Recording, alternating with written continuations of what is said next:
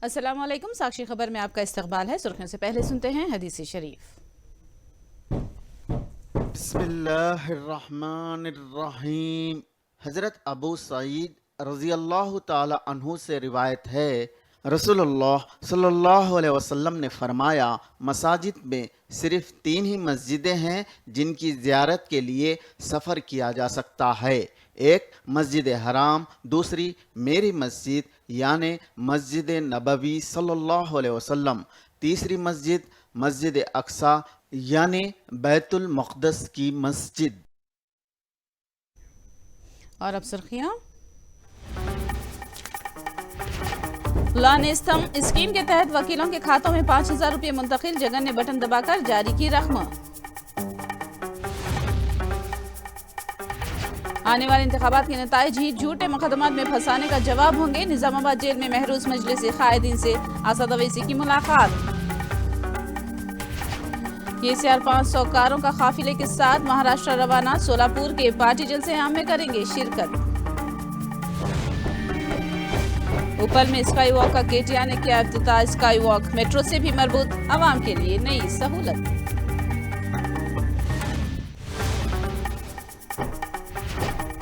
और अब तफसील। एपी भर में इस साल के पहले मरहले की लॉन इस्तम स्कीम के तहत 5,000 रुपये नौजवान वकीलों के खातों में जगन ने जमा करवाए। अहल 2,677 नौजवान वकीलों के खातों में फीकस 5,000 रुपये जमा कराए गए।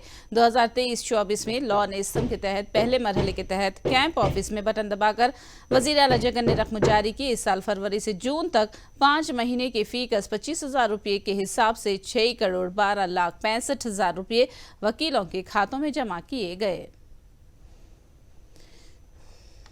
దాదాపుగా 2,677 మంది నా అడ్వకేట్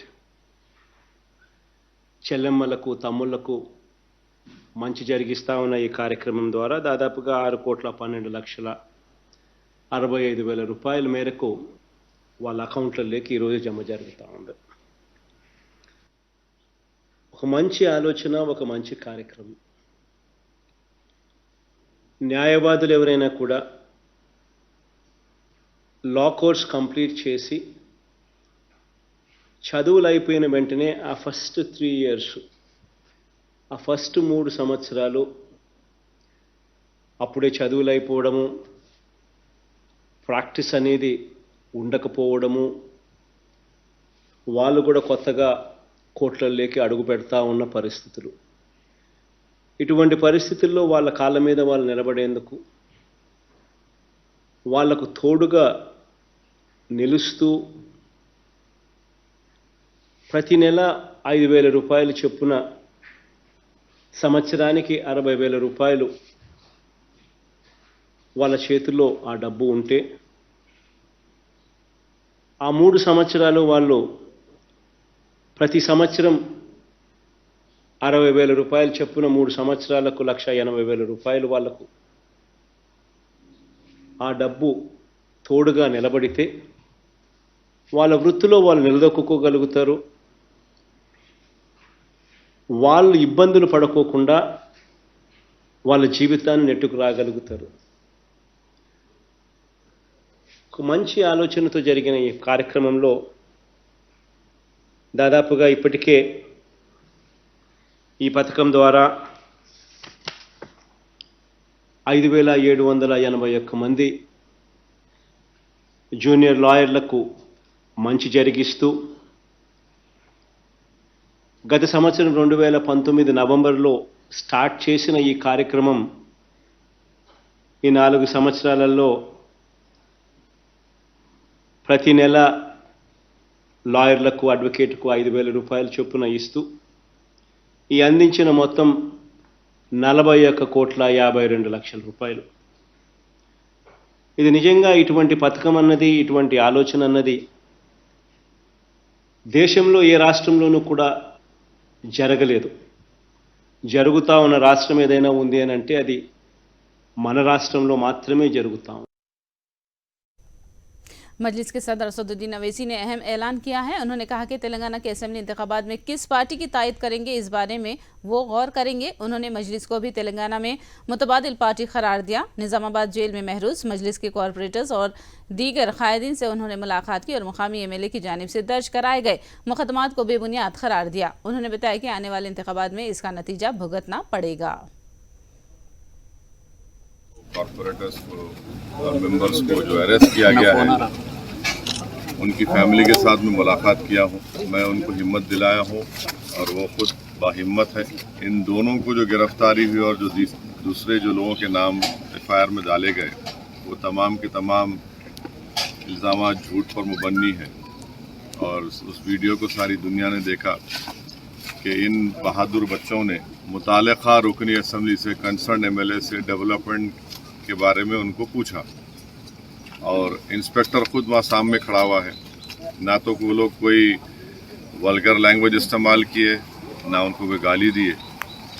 उसके बावजूद भी इन बच्चों के ऊपर 307 लगाना, कॉन्स्पिरेसी लगाना, ये सरासर गलत है, जुल्म है। और इसका खैमियाजा जो है, जब असेंबली के इलेक्शन होंगे उसका नतीजा इनको देखना पड़ेगा। जब तेलंगाना मुस्लिम जॉइंट एक्शन कमेटी की जानिब से मदीना एजुकेशन सेंटर नामपल्ली में गोलमेज कॉन्फ्रेंस का इनेकाद किया गया, जिसमें तेलंगाना हुकूमत की 9 साल कारकर्दगी का जायजा लिया गया। इस कॉन्फ्रेंस में दानिशवर, माहिरीन तालीम व मजहबी व दीगर कायदीन ने शिरकत की। इस मौके पर BRS हुकूमत से मुस्लिम डिक्लेरेशन जारी करने का मुतालबा किया गया। इसके अलावा मुसलमानों से किए गए वादों पर अमल न करने पर शदीद बरहमी का इजहार किया गया और धमकी दी गई कि अगर हुकूमत अपने किए गए वादों को पूरा नहीं करती है तो मुसलमान दूसरा सियासी मुतबादिल तलाश करने से भी गुरेज नहीं करेंगे। से सिर्फ झूठे वादे करके बस कानों को खुश करी। अब इम्प्लीमेंट अभी भी KCR साहब अगर मुसलमानों का वोट चाह रहे तो आपके पास और 2 महीने जो मुसलमानों के साथ आप वादे पेंडिंग है, अगर वो पूरे करे तो शायद मुसलमान फिर आपकी तायद करना सोचेंगा। नहीं तो फिर हम लोगों को नेक्स्ट ऑप्शन क्या है, उधर जाना पड़ेगा। हाँ, बस तेलंगाना हुकूमत, दौरे हुकूमत में 9 साल में ये हुआ कि 9 मसाजिद से शहीद हो गए, कोई FIR नहीं होता, लॉकअप डेट हो जाते, कोई FIR नहीं होता, पुलिस वालों पे एक्शन नहीं ले लेते। आप दलित बंधु देते भाई, बरोबर दीजिए 10 लाख, मुसलमान को भी दीजिए, ना मुसलमान बंधु देते। अब BC बंधु बोल के निकाले आप ऑनलाइन में जाके देखिए, BC बंधु में BC ही निकाल दिए। क्या BC में मुसलमान नहीं आते? BC में 4% रिजर्वेशन देते हैं, मगर आप BC बंधु में मुसलमान का हक नहीं देते। ये हुकूमत, चीफ मिनिस्टर के हम नॉलेज में ये लाना चाह रहे कि आप जानबूझ के मुसलमानों के साथ बस दिखावे का हमदर्दाना नाटक करके पीछे फिर BJP का एजेंडा अमल कर रहे हैं, या आपके दिल में बरोबर मुसलमानों से मोहब्बत है तो आप मुसलमान डिक्लेरेशन दीजिए, इमीडिएट इस्लामिक सेंटर को फंड्स कायम कीजिए, माइनॉरिटी बजट पूरा रिलीज कीजिए। तेलंगाना के वज़ीर आला KCR 2 रोज़ा दौरे पर महाराष्ट्र रवाना हो रहे हैं। महाराष्ट्र में पंडीपुर, तेलजापुर, मनादिन में पूजा करने के बाद शोलापुर में BRS के जलसे-आम में शिरकत करेंगे। 500 कारों के भारी काफिले के साथ रैली की शक्ल में वज़रा, MLAs व दीगर कायदीन महाराष्ट्र का रुख कर रहे हैं।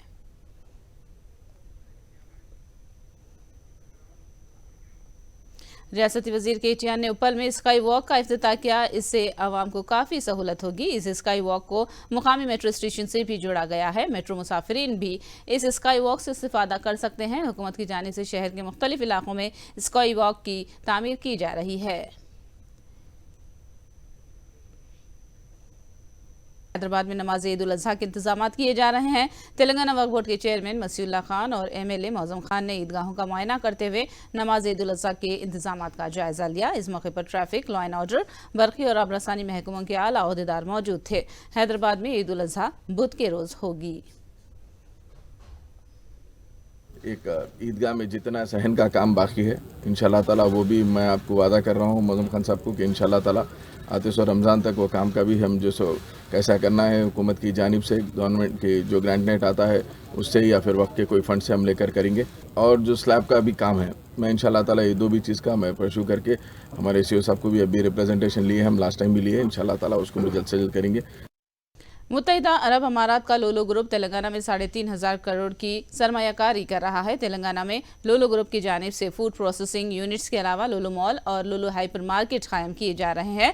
इस सिलसिले में हैदराबाद में एक तकरीब का इनेकाद हुआ, जिसे तेलंगाना के वजीर KTR और लोलो ग्रुप के चेयरमैन यूसुफ अली ने खिताब किया। करनूल में वायएसआर कांग्रेस पार्टी अखिलती कायदीन ने हर दिल में वायएसआर और हम जगन के साथ पोस्टर जारी किया। इस मौके पर MLA हफीज खान और वक्फ बोर्ड के चेयरमैन कादर बादशाह ने मीडिया से बात करते हुए पवन कल्याण की तनकीदों को बकवास करार दिया और जगन हुकूमत में किए जाने वाले तरक्याती कामों की तफसीलात पेश की। నిత్యం పెళ్లి కొడుకు ఆ పవన్ కళ్యాణ్ ఏదో మాట్లాడుతున్నాను, కొట్టేస్తాను, చంపేస్తాను, కాసు దులుకోవడం నువ్వు మాకు కొడితే అదే అసలు ఆడపిల్లలకి గౌరవం లేదు. నువ్వు ఎట్లా వర్స్ట్ ఫిల్మ్ అంటే ఇష్టం వచ్చినట్టు పెళ్లి చేసుకుంటావు, ఇష్టం వస్తే వదిలేస్తావు.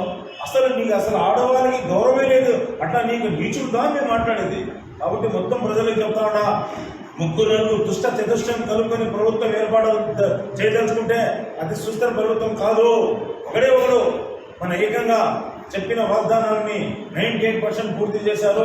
కొట్టి మైనారిటీ సోదరులంతా మా వెంబడి ఉన్నారు. కాబట్టి అల్లా గారి దేవున్న మొత్తం మైనారిటీ సోదరులకు SC SC బీచ్ అందరికీ ఒకే రిక్వెస్ట్ చేస్తున్నాను, ఈసారి మాతో ఉండండి, మా జగనన్న వెంబడి ఉండండి. అదే మా నినాదం, హమ్ సబ్ జగన్ కే సాత్, మనమందరూ జగనన్న వెంబడి ఉంటామని చెప్పి టెక్నాలజీని కూడా పూర్తిగా వాడుకొని డైరెక్ట్ బెనిఫిషియరీ ట్రాన్స్ఫర్ పెట్టి ఎక్కడ కూడా లంచాలు కానీ లేదంటే ఈ దళారీ వ్యవస్థని క్లోజ్ చేసేసి ప్రతిదీ కూడా రూపాయి వేస్తే రూపాయి పూర్తిగా వాళ్ళ అకౌంట్లో వెళ్ళే విధంగా ఏ వ్యవస్థ అయితే ఈ 4 సంవత్సరాల్లో గౌరవ ముఖ్యమంత్రి శ్రీ వైఎస్ జగన్మోహన్ రెడ్డి గారు చేశారో అది కశ్మీర్ టు కన్యాకుమారిలో ఎక్కడ ఏ ప్రభుత్వంలో కూడా ఇంత మెరుగైన వ్యవస్థ, ఇంత ప్రతిష్టాత్మకమైన వ్యవస్థ అనేది లేదు అని చెప్పి కూడా మీకు తెలియజేసుకుంటూ, ఒకవైపు విద్య, ఒకవైపు వైద్యం, ఒకవైపు మహిళలకు ఎంపవర్మెంట్, ఒకవైపు ఫార్మర్స్ ఎంపవర్మెంట్, ఒకవైపు ఇన్ఫ్రాస్ట్రక్చర్ డెవలప్మెంట్, ఒకవైపు ఇండస్ట్రియల్ డెవలప్మెంట్, ఒకవైపు జీడిపిని పెంచుకుంటూ, ఒకవైపు ఈజ్ ఆఫ్ డూయింగ్ బిజినెస్లో నంబర్ 1 స్థానానికి తీసుకుని వస్తూ पार्टी तबकात, जात पात और मजहब से बालातर होकर हर एक मुस्तहिक तक फलाही स्कीमात पहुंचाई जा रही है। सरकारी विप कापू रामचंद्र रेड्डी ने ये बात कही। अनंतपुर जिले के बोमनहिल मंडल के श्रीधर गुट्टा गांव में उन्होंने घर घर हमारी हुकूमत प्रोग्राम मुनाकिद किया। दही सेक्रेटरीट के अमला और वॉलंटियर्स के साथ मिलकर फलाही स्कीमात से मुतालिक अमलावरी के बारे में अवाम से दरियाफ्त किया। अवामी मसाइल दरियाफ्त करके उन्हें फौरी हल करने की मुतालिका महकमे को हिदायत दी। चंद्रबाबू को इख्तिदार में लाने के लिए येलो मीडिया की जानिब से कोशिशें करने का तिरुपति MLA भूमना करुणाकर रेड्डी ने इल्जाम लगाया है। तिरुपति बल्दी हल्के के वार्ड नंबर 20 में मुनाकिदा घर घर हमारी हुकूमत प्रोग्राम में हिस्सा लिया। इस मौके पर उन्होंने हुकूमत की जानिब से किए जा रहे फलाही इक़दामात से मुतालिक दरियाफ्त किया। इंटरनेशनल ड्रग्स डे के मौके पर काकीनाडा में रैली का इनेकाद हुआ। इस रैली में तलबा के अलावा नौजवान, पुलिस मुलाजिमीन और दूसरों ने शिरकत की। इस रैली का मकसद नौजवानों में ड्रग्स के ताल्लुक से शऊर बेदार करना है। पुलिस के आला अहदेदारों ने कहा कि ड्रग्स के खात्मे के लिए सबको मिलकर काम करना पड़ेगा।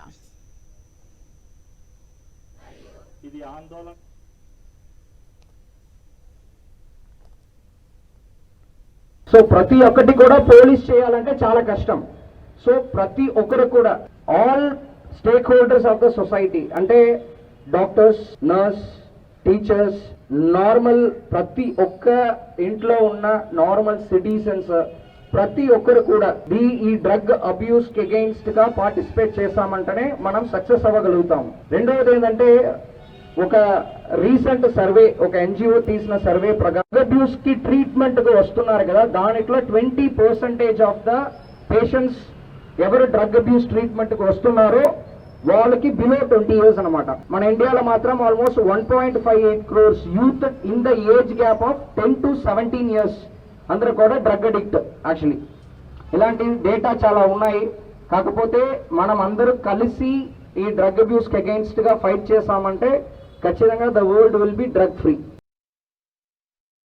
ईद उल अज़हा की तैयारियां जारी हैं। ईद उल अज़हा में मुसलमान सुन्नत इब्राहिमी की पैरवी करते हुए मुख्तलिफ जानवरों की कुर्बानी देते हैं। बकरा हो या कोई और जानवर, इसके इंतखाब में इखलास को मलहूज रखा जाता है। सेहतमंद और फरवा जानवर का इंतखाब किया जाता है। उत्तर प्रदेश के मुरादाबाद में एक ताजिर ने दावा किया कि उसके पास 1.5 कुंटल का बकरा है जो फरोख्त के लिए मार्केट में लाया है। इस बकरे की कीमत 7.5 लाख रुपये रखी गई है। 1.25 साल का बकरा राजा, जिसका वजन 1.5 कुंटल है और इसकी कीमत 7.5 लाख रुपये मुकर्रर की गई है। मुरादाबाद की मार्केट में ये बकरा तवज्जो का मरकज बना हुआ है। और राजा नाम है इसका, लगभग 150 किलो वेट है इसका और वाइट कलर में है। और जी 5100 रुपये का इनाम भी रखा है। कोई मैंने अगर बरबरी नस्ल में कोई इसकी बराबर की जोड़ निकाल दे तो मेरी तरफ से उसको 5100 रुपये का इनाम भी है। और पूरी यूपी पे ऐलान है मेरा इसका बकरे की, जो मेरे बकरे की जोड़ निकाल दे।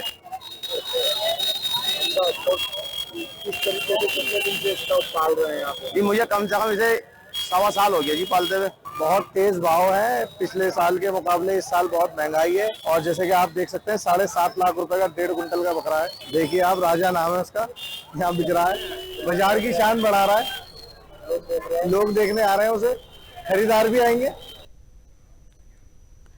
कुर्बानी के बकरों की कीमत में इस साल इजाफा देखा जा रहा है। हैदराबाद में औसत बकरे की कीमत 13,000 रुपये है और जोड़ी 25,000 में फरोख्त हो रही है, जबकि मध्य प्रदेश के इंदौर शहर में फरबा बकरे की कीमत 23,000 रुपये बताई जा रही है। ताजिरों ने बताया कि इस साल बकरों की कीमत पिछले साल के मुकाबले ज्यादा है। हिंदुस्तान में ईद उल अज़हा 29 जून बुध के रोज मनाई जा रही है और मुसलमान 3 दिनों तक सुन्नत इब्राहिमी की पैरवी करते हुए मुख्तलिफ जानवरों की कुर्बानी देते हैं।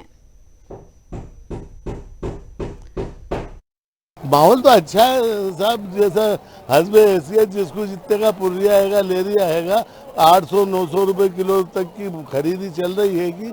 और ये समझ लो कि अगले साल से इस साल के अंदर 40% का 30% का फर्क आ गया है। उसकी वजह है महंगाई।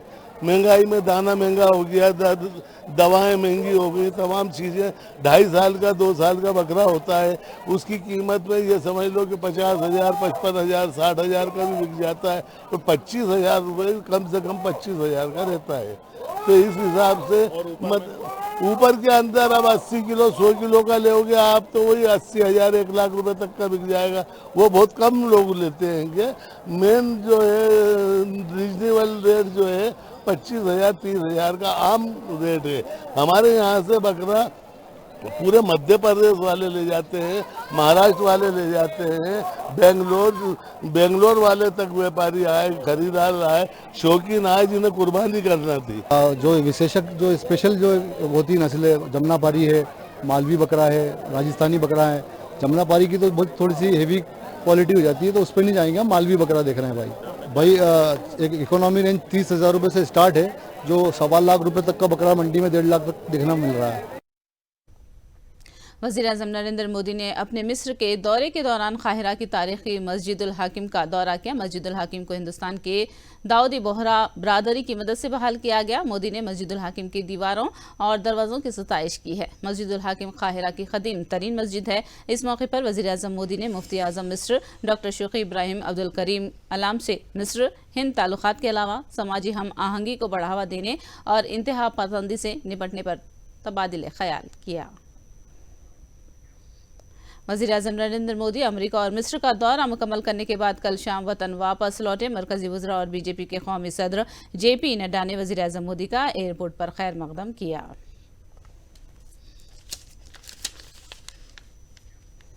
आखिर में सुर्खियां एक बार फिर। लॉ नेस्तम स्कीम के तहत वकीलों के खातों में 5,000 रुपये मुंतकिल। जगन ने बटन दबाकर जारी की रकम। आने वाले इंतखाबात के नताइज ही झूठे मुकदमात में फंसाने का जवाब होंगे। निजामाबाद जेल में महरूज मजलिस कायदीन से असद अवैसी की मुलाकात। KCR 500 कारों के काफिले के साथ महाराष्ट्र रवाना। सोलापुर से पार्टी जैसे आम में करेंगे शिरकत। ओपल में स्काई वॉक का KTR ने किया इफ्तिताह। स्काई वॉक मेट्रो से भी मरबूत, आवाम के लिए नई सहूलत।